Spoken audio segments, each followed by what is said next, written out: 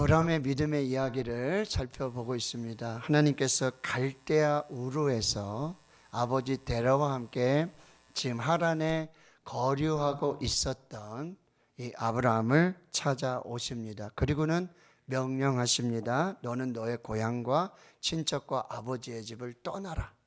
그리고 내가 내게 보여줄 땅으로 가라. 떠나라. 가라. 라고 명령하십니다. 하나님께서는 아브라함에게 하란에 머물러 있지 말고 믿음으로 다시 시작하라고 명령하십니다. 하나님의 명령은 떠나라, 가라 이렇게 아브라함에게 요구하시는 것만으로 끝나지 않습니다. 2절과 3절의 말씀은 하나님의 이 부르심과 명령에 순종할 때 그때 하나님이 주실 축복을 말씀해 주십니다. 내가 너로 큰 민족을 이루고 내게 복을 주어 내 이름을 창대하게 하리니 너는 복이 될지라. 너를 축복하는 자에게는 내가 복을 내리고 너를 저주하는 자에게는 내가 저주하리니 땅의 모든 민족이 너로 말미암아 복을 얻을 것이라.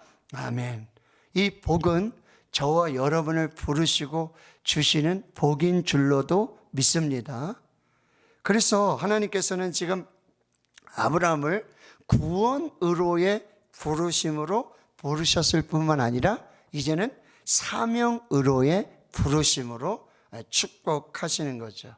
축복의 종착역이 아니라 축복의 통로가 되게 하시는 부르심이었습니다. 아브라함은 여호와의 말씀을 따라 갔습니다. 아브라함은 75세에 하란을 떠나 마침내 가나안 땅에 도착했습니다.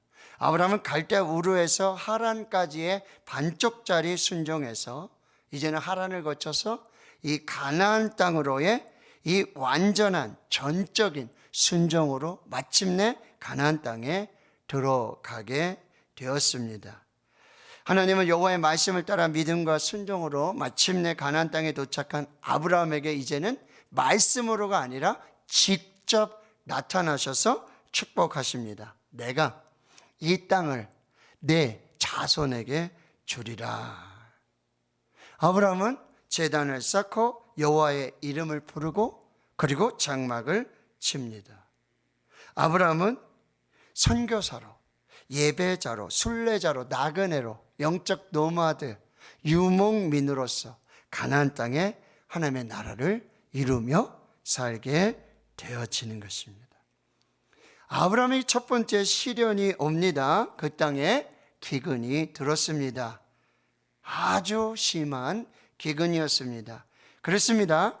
여호와의 말씀을 따라가는 이 믿음과 순종의 길에도 예배하며 찬송하며 기도하는 그 길에도 시련이 찾아올 수 있습니다. 내 형제들아, 너희가 여러 가지 시험을 당하거든 온전히 기쁘게 여기라. 이는 너희 믿음의 시련이 인내를 만들어내는 줄 너희가 알매라. 인내를 온전히 이루라. 이는 너희로 온전하고 구비하여 조금도 부족함이 없게 하려 함이라. 아멘.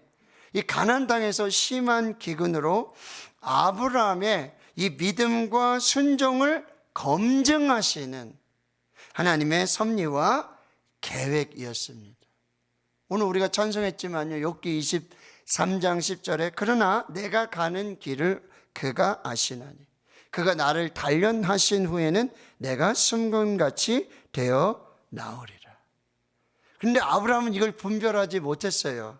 믿음의 시련이 올 때, 순종이 시련을 당할 때 이걸 잘 분별해야 되는데 아브라함은요, 하나님의 말씀을 듣지 못했습니다. 기도해야 되는데 기도하지 않았습니다. 야고보서 1장 5절은요, 너희 중에 누구든지 지혜가 부족하거든 모든 사람에게 후히 주시고 꾸짖지 아니하시는 하나님께 구하라 그리하면 주시리라. 너는 내게 부르짖으라 내가 내게 응답하겠고 내가 알지 못하는 크고 은밀한 일을 내게 보이리라. 믿음이 시련을 만날 때, 인생의 기근을 만날 때, 갈 길을 알지 못할 때, 하나님의 음성을 듣지 못할 때 오히려 하나님의 말씀을 듣고자 더 집중해야 될 것이고 내가 알지 못하는 크고 은밀한 일을 보이시는 하나님께 기도하기를 쉬지 말아야 한다라고 하는 것입니다.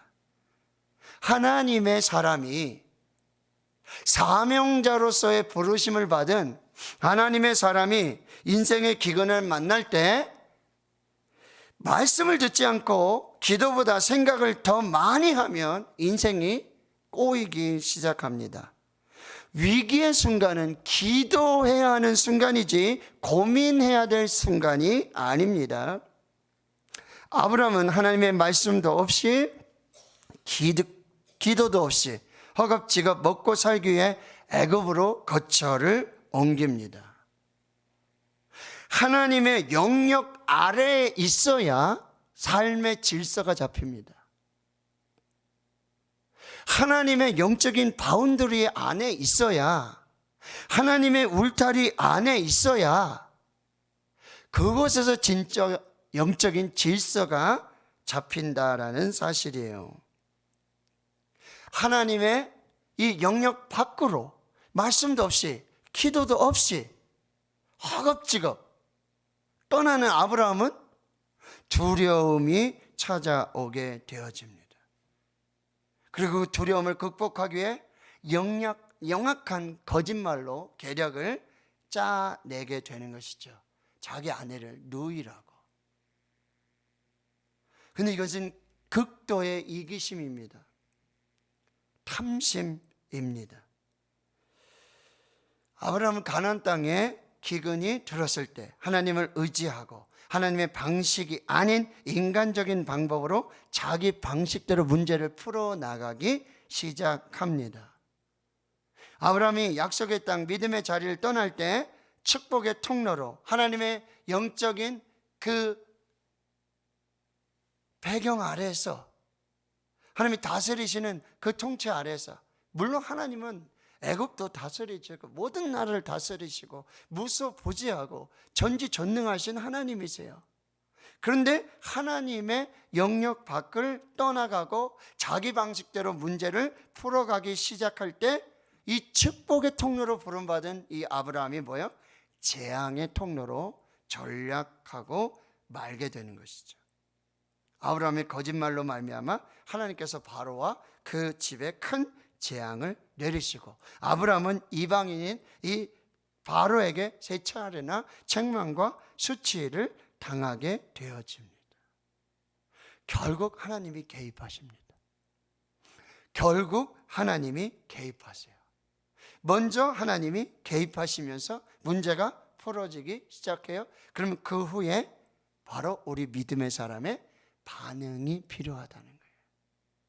하나님께서 먼저 개입하셔서 문제를 해결하기 시작하시는데 그 후에 문제를 해결하시는, 지금 바로 제 자리로 모든 것들을 지금 정상으로, 정상 궤도로 올려놓으시는 그 하나님의 움직임에 이 믿음의 사람의 반응이 필요하다라는 거죠. 오늘 이 아브라함의 반응입니다. 자, 보시면 아브라함은 애굽에서 그의 아내와 모든 소유와 롯과 함께 이제 애굽을 떠나서 네게부 남방의 이 광야로 올라오게 되는데, 아브라함에게 은과 금, 가축이 풍부하였습니다. 아브라함은 이 네게부에서 멈추지 않습니다. 이것은 지금 단순히 아브라함이 애굽을 떠나는 것에 만족하고 있다라는 사실이 아님을 알려주게 돼요. 네게부에서 머무르지 않고 다시 즉시로 길을 떠납니다. 그리고 베델에 이르게 되어지는 것이죠. 베델은 우리가 잘 알다시피 하나님의 집이라는 뜻입니다. 그리고 베델은 아이의 맞은편에 있었고요, 아브라함이 가나안에 들어와서 전에 장막을 쳤던 곳이고요. 오늘 4절의 말씀에 보면 이 베델은 아브라함이 마침내 가나안 땅에 들어와서 처음으로 제단을 쌓았던 곳이라고 말씀하고 있어요. 그곳에서 아브라함이 여호와의 이름을 부르게 되어집니다. 여러분, 아브라함이 애굽을 떠나서 네게부를 거쳐가지고 지금 베델로 올라오는 길은 단순한 길이 아니에요. 바로 하나님의 집으로 돌아오는 길이었습니다. 바로 하나님께로 돌아오는 길이었어요. 예배 자리로 다시 돌아오는 길이었어요. 탕자가 아버지의 집으로 다시 돌아오는 여정이었다라고 하는 것이죠. 자, 아브라함이 처음으로 제단을 쌓고 여호와의 이름을 불렀던 그 베델에서 드렸던 예배는 어떠했을까요? 아브라함은 어떤 마음으로 예배했을까요? 거기서 아브라함의 예배를 받으시는 하나님의 마음은 어떠했을까요? 여러분의 베델은 어디입니까? 여러분이 다시 올라가야 하고 다시 찾아가야 할 여러분의 베델은 어디입니까? 하나님을 처음으로 만났던 그곳, 하나님의 말씀을 들었던 그곳, 하나님을 예배했던 그 처음의 베델은 어디입니까? 여러분 지금 베델에서 예배를 드리고 계시나요?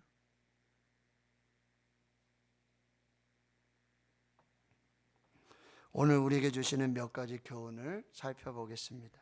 첫째로 처음으로 돌아가라는 것입니다.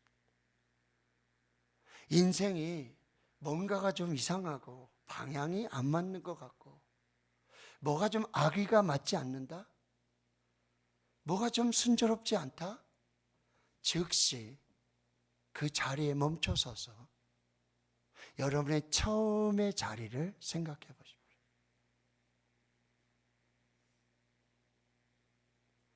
처음 하나님을 만났던, 처음 하나님을 예배했던, 처음 하나님의 말씀을 들었던,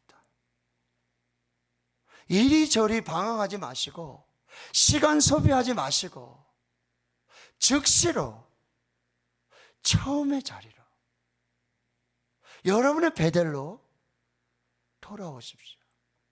중단하지 마시고 멈추지 마시고 여러분의 베델로 다시 돌아가야 합니다. 아드 폰테스, Back to the page, Back to the Bible, Back to the worship, Back to the prayer. 여러분의 예배로, 여러분의 말씀으로, 여러분의 기도로, 여러분의 찬양으로 돌아가셔야 합니다. 그리고 다윗처럼 회개해야 됩니다. 진심으로, 전심으로 하나님의 은혜와 긍휼과 자비를 구하며 회개하십시오.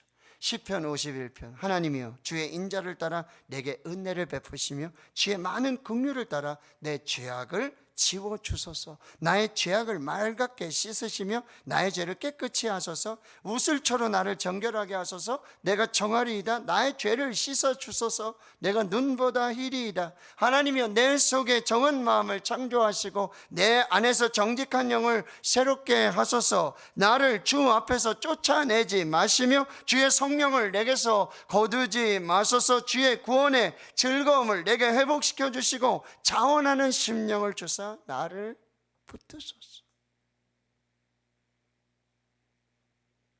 여러분의 처음 사랑을 다시 회복하셔야 됩니다.